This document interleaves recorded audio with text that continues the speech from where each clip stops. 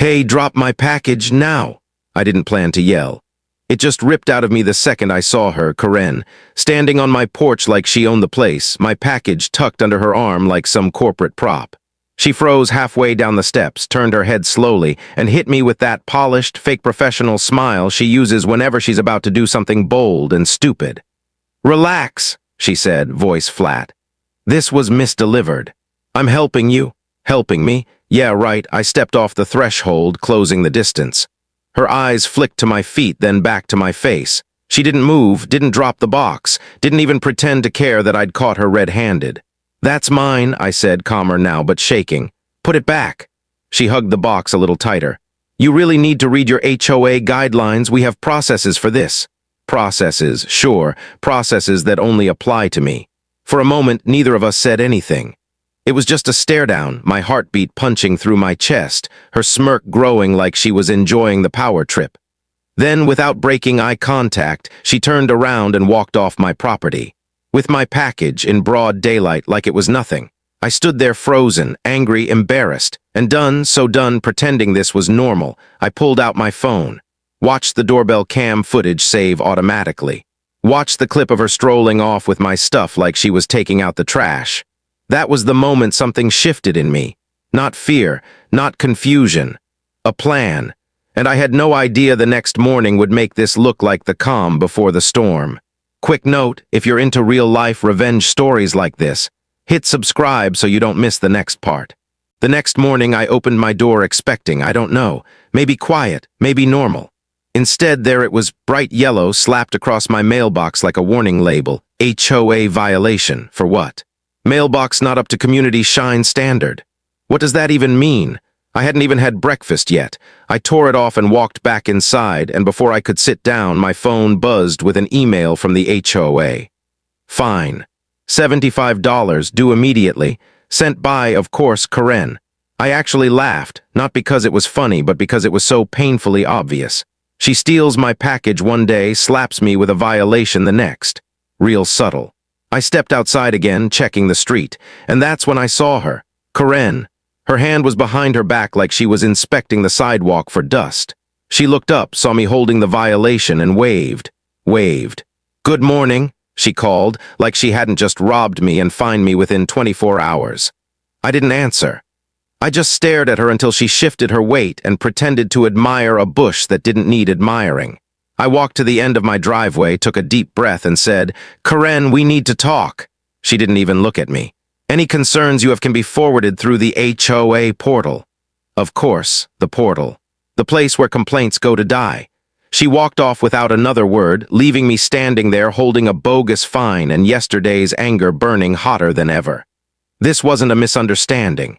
This wasn't accidental. This was targeted. And she wanted me to react. She was daring me to. But what she didn't know was, I had already started planning my next move, and it was nothing she could prepare for. By the time the sun went down, that violation notice felt like it was burning a hole in my kitchen counter. I couldn't focus, couldn't relax, couldn't shake the image of Karen strolling off with my package like she was doing community service. So I pulled up my doorbell cam footage again. I watched her grab the box. I watched her look around. I watched her smirk. It wasn't even subtle. And the more I replayed it, the more one thing became crystal clear. I needed proof she couldn't wiggle out of. Not shaky porch footage. Not maybe it's her, maybe it's not. Actual, solid, undeniable evidence. So I grabbed my flashlight, went outside, and started checking every angle of my porch, camera height, coverage, blind spots. That's when I realized something weird. My camera had been tilted. Not a lot, just enough to miss the top corner where she came from. I hadn't touched it, and the screws were slightly loose. She didn't just steal my package. She adjusted my camera. I felt my jaw clench so hard it hurt. I tightened the screws back, angled it correctly, and then noticed movement across the street. Karen, standing at the end of her driveway, watching me. Not pretending to walk her dog, not pretending to check her mail. Just standing there, arms crossed, like she was waiting to see what I'd do next. I stared back. I didn't look away, not this time. She smiled, thin, cold, like she knew she was still one step ahead, and then slowly walked back into her house. That did it. This wasn't petty HOA stuff anymore. This was a game, her move, and now mine. And trust me, What I did next was the first domino in a chain reaction Karen never saw coming. The next morning, I woke up with one goal: get proof. Real proof. Proof Karen couldn't gaslight, twist, or HOA policy her way out of. I grabbed my coffee, opened my laptop, and ordered a brand new security system with a motion spotlight and a triple-angle camera. If Karen wanted to play games, fine, but she wasn't the only one who could play. While I was setting up the new hardware, I noticed something again. Another package on my tracking app marked delivered, but nothing was on my porch. I didn't even get mad this time. I just exhaled slowly. I stepped outside and looked around the neighborhood, and for the first time, I didn't feel nervous or outnumbered. I felt ready. I walked down the driveway pretending to check for the package. In reality, I was scanning the street. That's when I caught it. Karen's curtain. Moving, someone was watching. Good, let her watch. I pulled out my phone and hit live view. The camera showed exactly what I feared. She had taken it again. She walked up boldly, grabbed it, and walked off as if she were doing a volunteer shift. And this time she looked straight into the camera. Straight. Dead on, like she wanted me to know she didn't care. That stare wasn't an accident. That was a warning. I smiled. Because if she wanted a war, she just gave me every excuse I needed to go all in. This wasn't about the package anymore. This was about making sure she never pulled this on anyone again. And the moment I decided to fight back, yeah, that's when this story really took off. You're not ready for what came next. By the time afternoon hit, I was running on caffeine and pure irritation. I sat at my desk, watching the newest clip of Karen stealing my package like she was starring in her own crime documentary. But something about this one was different. She wasn't rushing, she wasn't hiding, she was confident, too confident, and that's when it clicked. She thought she had protection, or leverage, or both. My email pinged. HOA notice. Trash can visibility violation fine. $50 sent by. Karen, I actually laughed out loud. My trash can wasn't even out. It was behind the fence, out of sight.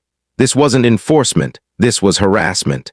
I grabbed the violation, walked outside, and saw Karen standing at the end of my driveway again, clipboard in hand like she was conducting an audit on planet Earth. Care to explain this? I asked, holding up the paper. She didn't even look up.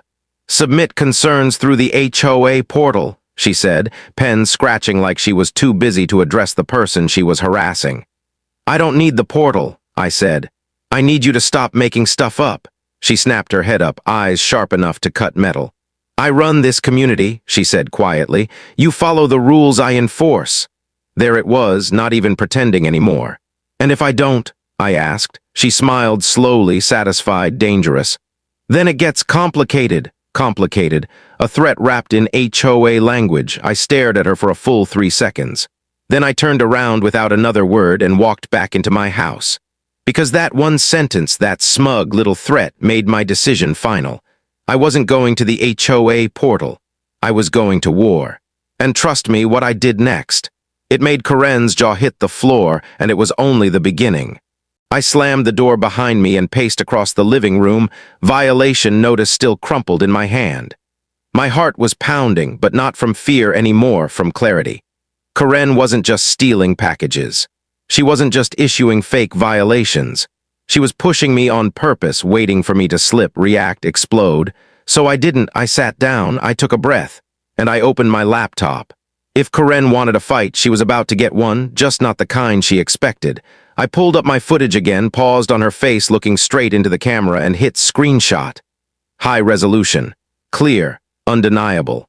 Then I pulled up the HOA bylaws, the same ones she thought I'd never read, and guess what? HOA board members are prohibited from entering private property without consent.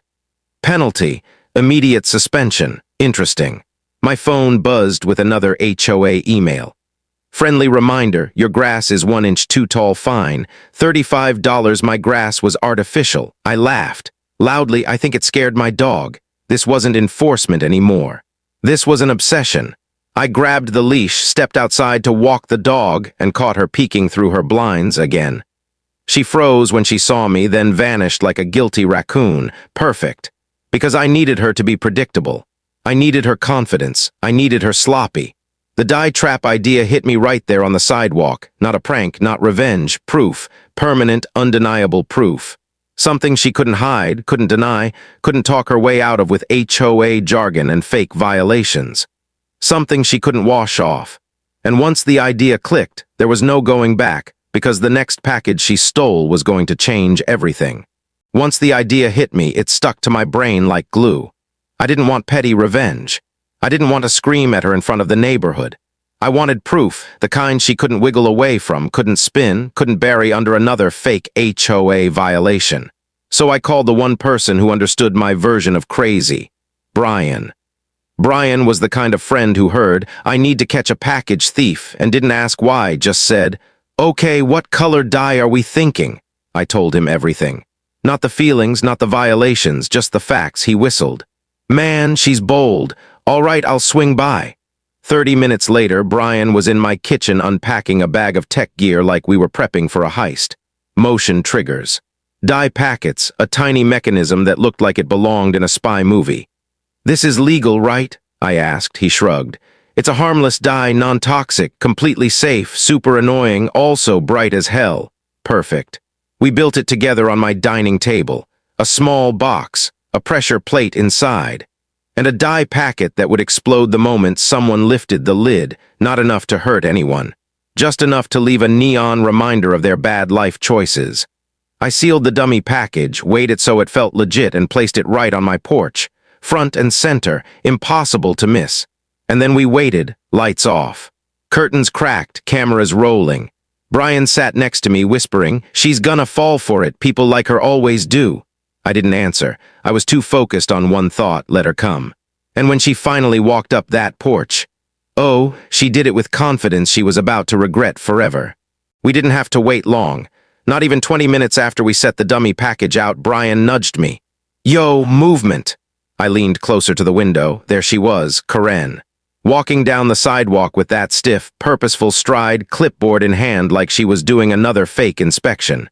She wasn't even looking around this time. She wasn't checking for cars. She wasn't pretending to be helpful.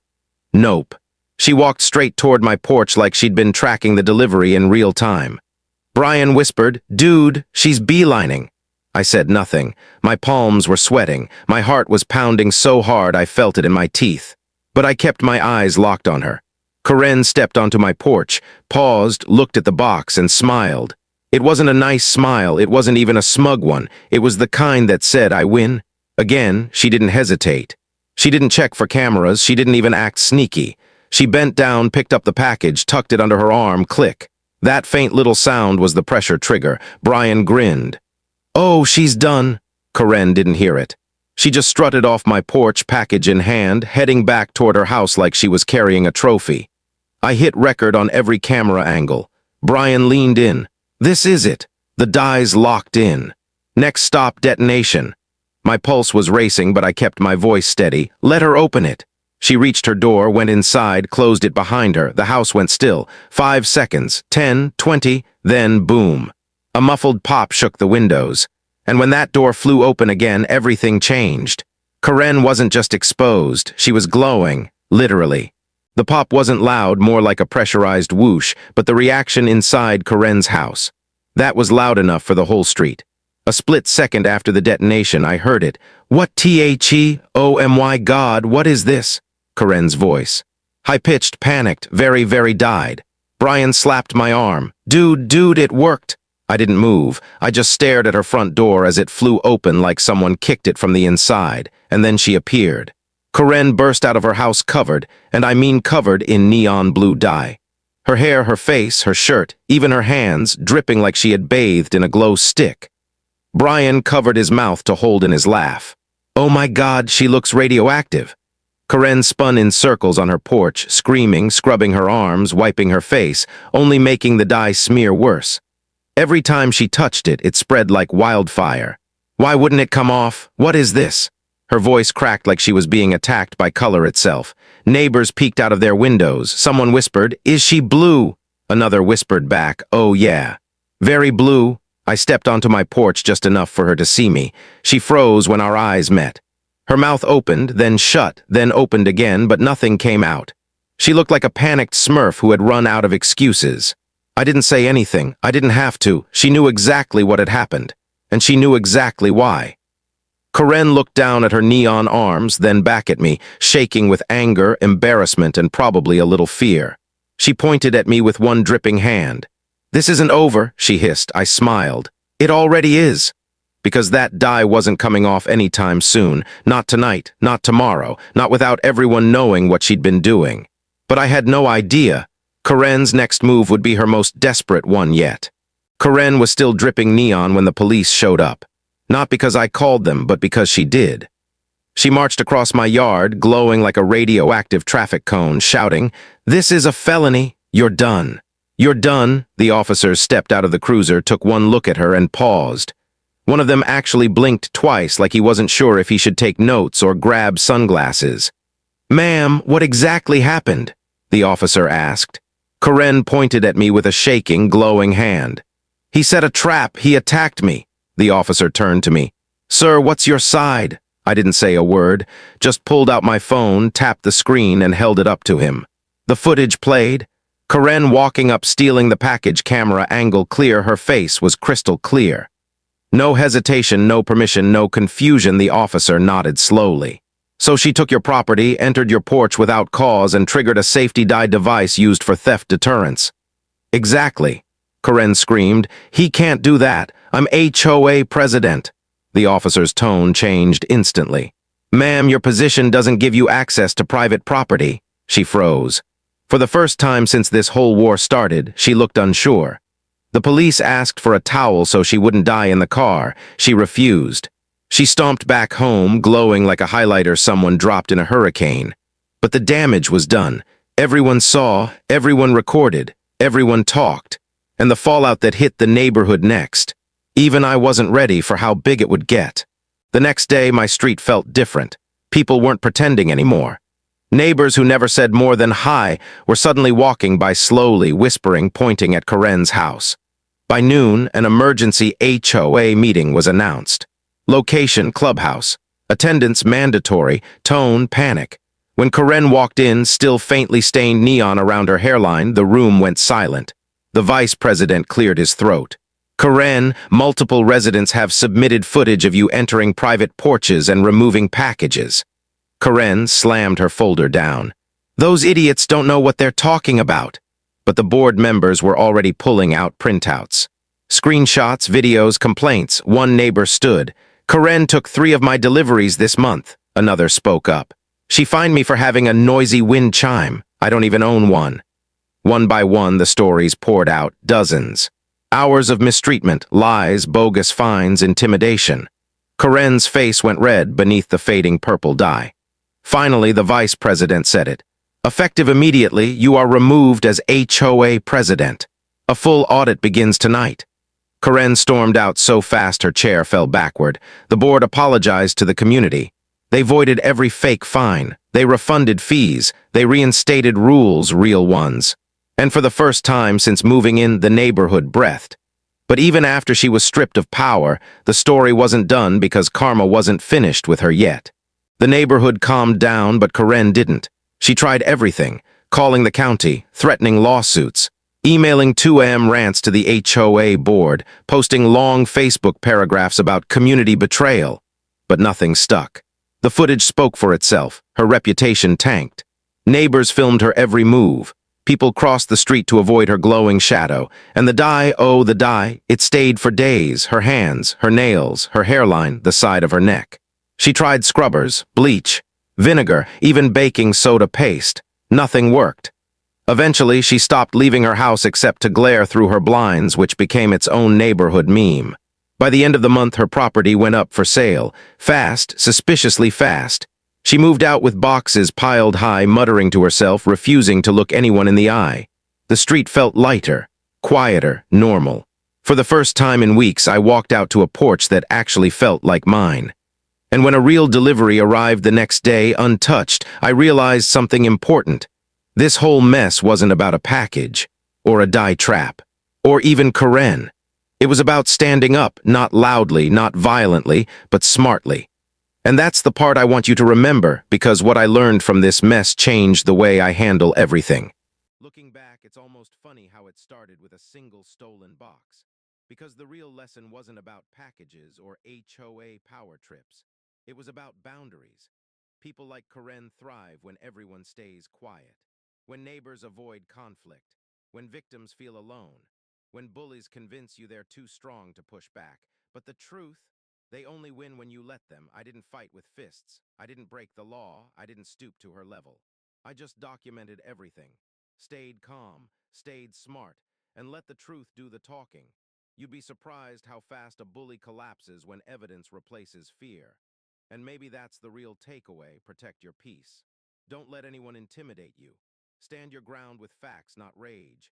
And never underestimate the power of staying patient while karma catches up. Because trust me, karma doesn't miss. Not in neighborhoods, not in workplaces, not in families, not anywhere. And if you're listening to this thinking, man, I've dealt with my own Karen, then let me tell you something. You're not alone. Your story matters, and you deserve peace in your own home.